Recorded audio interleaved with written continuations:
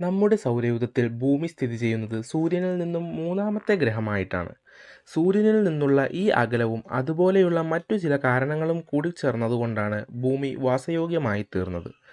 അതേസമയം ഭൂമി മറ്റേതെങ്കിലും ഗ്രഹത്തിൻ്റെ സ്ഥാനത്താണ് സ്ഥിതി ചെയ്തിരുന്നതെങ്കിൽ അത് പല പല പ്രശ്നങ്ങൾ സൃഷ്ടിക്കുമായിരുന്നു. അങ്ങനെ ഭൂമി മറ്റേതെങ്കിലും ഗ്രഹത്തിൻ്റെ സ്ഥാനത്താവുകയാണെങ്കിൽ എന്തൊക്കെ സംഭവിക്കുമെന്ന് നമുക്ക് നോക്കാം.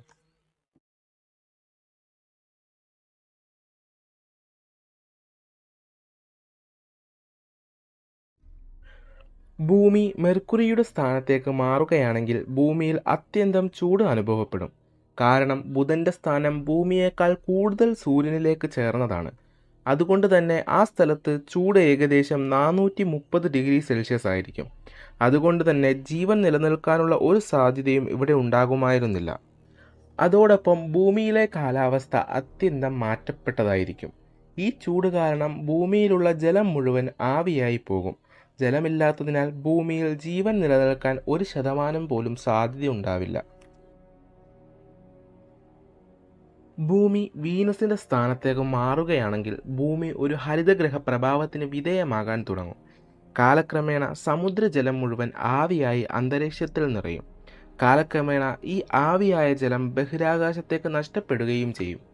അതോടെ ഭൂമിയിൽ കാർബൺ ഡൈ ഓക്സൈഡ് ആധിപത്യമുള്ള അന്തരീക്ഷവും ഇന്നത്തെ ശുക്രനെ പോലെ നരകതുല്യമായ താപനിലയും സൃഷ്ടിക്കപ്പെടും. ഭൂമി മാഴ്സിന്റെ സ്ഥാനത്തേക്കാണ് മാറുന്നതെങ്കിൽ ഭൂമിയിലെ താപനില വളരെയധികം കുറയും. കാരണം ചൊവ്വ ഭൂമിയേക്കാൾ കൂടുതൽ സൂര്യനിൽ നിന്നും അകലെയാണ്. അതുകൊണ്ട് തന്നെ ഭൂമിയിലെ അന്തരീക്ഷം തണുത്തതാവുകയും ജീവൻ നിലനിൽക്കാൻ സാധിക്കാതാവുകയും ചെയ്യും. ഭൂമി ജൂപ്പിറ്ററിന്റെ സ്ഥാനത്തേക്കാണ് മാറുന്നതെങ്കിൽ താപനിലയിൽ ഗണ്യമായ കുറവുണ്ടാകും. ഇത് ആഗോള ശീതീകരണ സംഭവത്തിന് കാരണമായിത്തീരും. ഇത് പരിസ്ഥിതിയിലും കൃഷിക്കും ഒരുപാട് പ്രശ്നങ്ങൾ സൃഷ്ടിക്കും. ഗുരുത്വാകർഷണത്തിലുള്ള മാറ്റം ഭൂകമ്പത്തിനും അഗ്നിപർവ്വത സ്ഫോടനത്തിനും സുനാമിക്കും കാരണമായിത്തീരും.